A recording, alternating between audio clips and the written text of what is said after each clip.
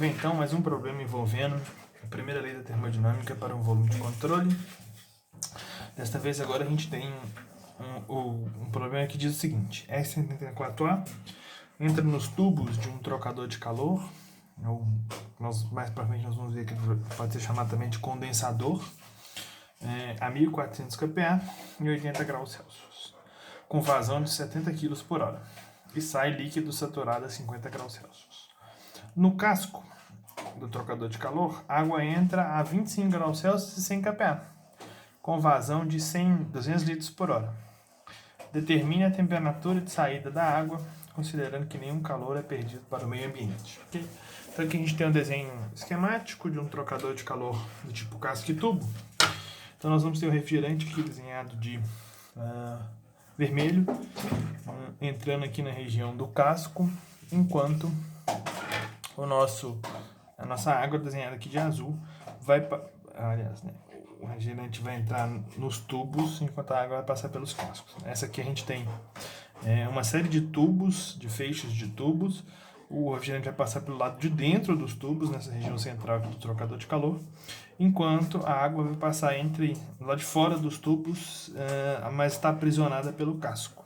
Okay? Então nós vamos aplicar a primeira lei da termodinâmica. Para isso, nesse caso aí, a gente agora tem duas substâncias, né? Eu tenho água e eu tenho um refrigerante. Então, eu vou aplicar o balanço de massa para cada um dos dois componentes, ok? Então, como esse problema aqui não pediu nada relacionado às variações no tempo, né? Então, eu vou simplificar já aqui os dois termos relacionados às variações no tempo. No caso da água, eu tenho uma entrada e uma saída, ok? Então eu vou ter para a água aqui uma vazão mássica de entrada e uma vazão mássica de saída, né?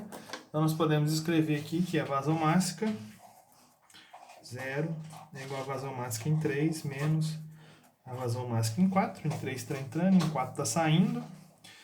Daqui a gente tira então que a minha vazão mássica em 3 tem que ser igual a minha vazão mássica em 4, que eu vou chamar só de vazão mássica de água.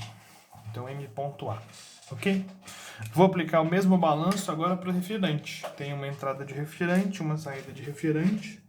Então 0, que eu não tenho variações. Uma entrada, vazão mássica em 1, menos uma saída, vazão mássica em 2. Então daqui a gente tira aqui essa vazão mássica em 1, igual a vazão mássica em 2, que eu vou chamar só de vazão mássica de refrigerante. Ok?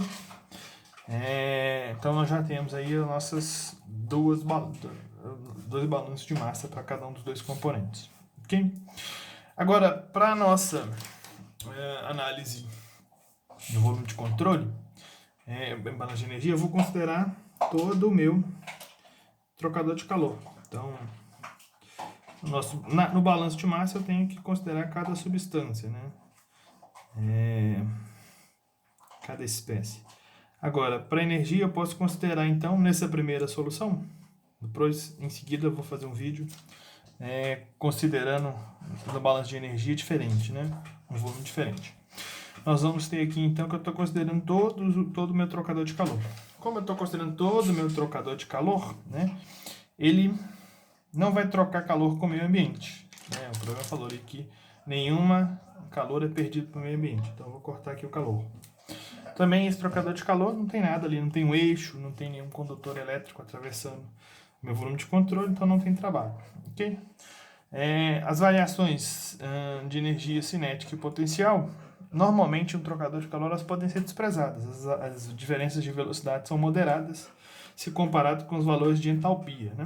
Okay? E além disso, esse enunciado não deu nenhuma informação para a gente calcular as velocidades, então eu vou ter que simplificar esses dois termos. Okay? Então nós vamos ficar só com o somatório das vazões mássicas na entrada, o somatório das vazões mássicas na saída vezes entalpia. Ok? Então 0. Então eu vou ter agora, entrando aqui em 1, então vazão mássica de refrigerante vezes o H1. Menos, saindo em 2 aqui eu vou ter vazão mássica de refrigerante vezes o H2. Entrando em 3 eu tenho vazão mássica de água vezes o H3, ok? Em seguida, nós vamos ter, então, vazão máxima menos a vazão máxima de água vezes o H4, ok? Eu posso colocar, então, todos os termos que tem vazão máxima de água de um lado e todos os termos que tem vazão máxima de refrigerante do outro, né? Então, eu vou jogar o que tem vazão máxima de água para o lado de lá, correto? Da equação.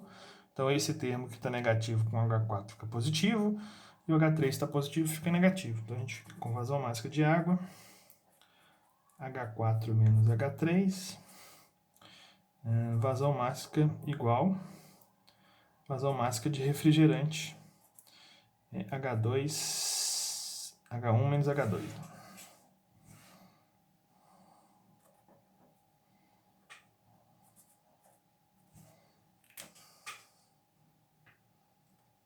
Então aqui a gente tem H1 menos H2, ok? Bom, então se eu souber a entalpia na saída, eu posso então encontrar as entalpias na entrada. Então vamos procurar as nossas entalpias, né? A entalpia do ponto 1, ele é o refrigerante na entrada, né? Nós vamos então na tabela do R134A. Na tabela do R134A, se a gente olhar então as propriedades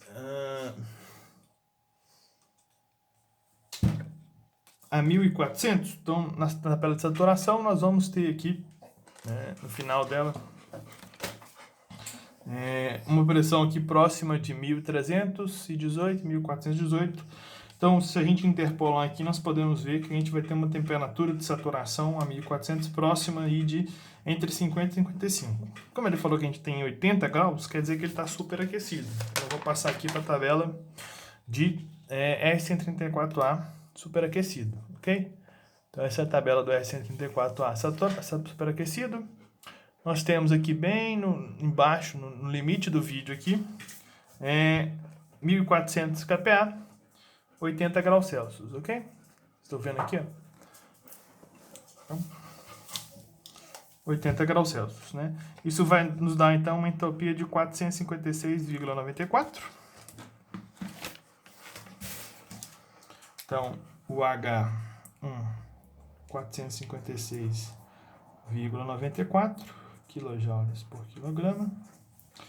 Bom, para a gente encontrar nosso H2, ele falou que ele vai sair lá do trocador como líquido saturado a 50 kPa. Então vamos na tabela do líquido saturado.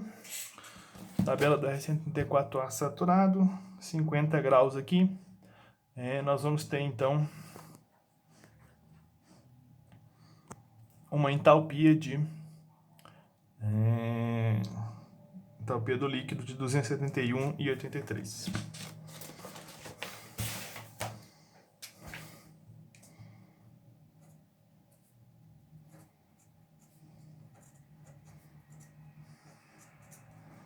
Bom, para mim olhar então a entalpia agora na entrada da água, eu precisaria então das propriedades da água a 100 kPa e 25 graus Celsius. Então, se a gente for na tabela da água saturada, na pressão de 100 kPa, a gente tem então uma temperatura de saturação 100 kPa, uma temperatura de 99,62. Como eu tenho 25 graus Celsius, quer dizer que estou abaixo dessa temperatura. Nós estamos então como líquido subresfriado. Se eu for na tabela da água em estado líquido comprimido ou líquido subresfriado,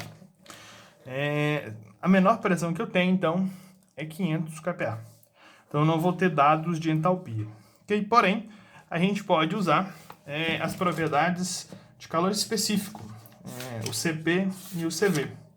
Então, se eu for lá na tabela A4, eu tenho algumas propriedades de alguns líquidos, né? A água vai estar no estado líquido subresfriado. Então, nós temos aqui as propriedades da água a 25 graus Celsius, correto? Nós temos, então, um ρ de 997 e um CP de 4,18. Evidentemente, nessa 8ª edição desse livro aqui, esses dois dados aqui estão trocados, né? O ρ vale 997 e o CP vale 4,18 kJ por quilograma quilo. Eu vou anotar esses dois dados aqui. Então, o ρ da água, 997. E o CP vale 4,18.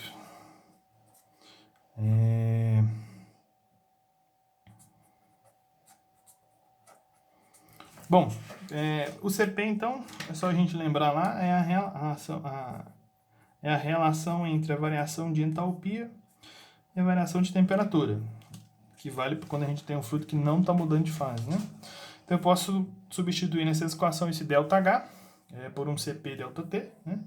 E a vazão máxima a gente tem que é o ρ vezes a vazão volumétrica, né? Então tem aqui também o nosso ρ. Então se eu substituir o CP e o ρ nessa equação, né? Então ΔH vai ser o CP ΔT. Nós ficamos então que o meu ρ, vazão volumétrica de água, vezes o CP, vezes T4 menos T3, ok? Isso tem que ser igual a vazão máxima de refrigerante, H1 menos H2. Ok? Bom, se eu colocar então a minha temperatura 4, que é a temperatura de saída da água, né, em evidência, a gente fica com T4 vai ser igual a vazão máxima de refrigerante, H1 menos H2, dividido pelo ρ, vazão volumétrica de água, vezes o CP, mais o T3, correto? A minha temperatura T4 vai ser vazão máxima de refrigerante, ele falou que é 70 quilos por hora.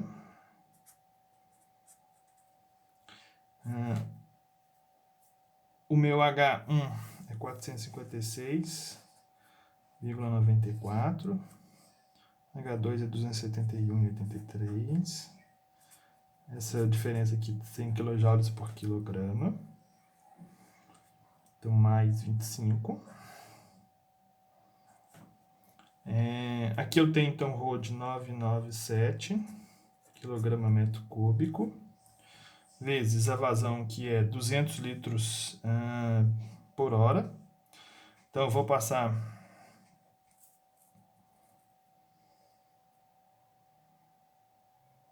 esses 200 litros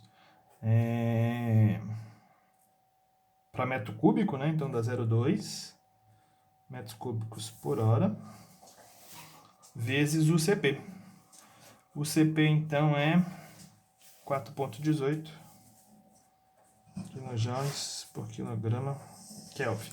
Se a gente olhar a nossa unidade aqui, eu tenho, então, o hora cortando aqui com hora, eu tenho esse quilograma cortando com quilograma, metro cúbico cortando com metro cúbico, quilojoule cortando com quilojoules, quilograma cortando quilograma, você vai ficar com Kelvin, que vai passar para cima. E uma diferença de temperatura em Kelvin, ela é a mesma coisa que uma diferença de temperatura em Celsius. Então, nosso resultado aqui, esse aqui é uma diferença de temperatura, né? Um ΔT.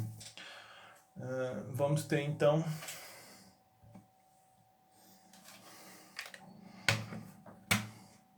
setenta vezes 56,94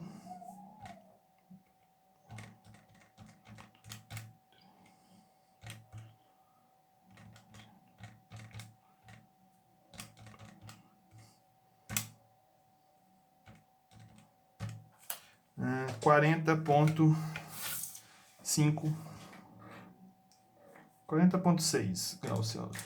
Então essa é a nossa temperatura.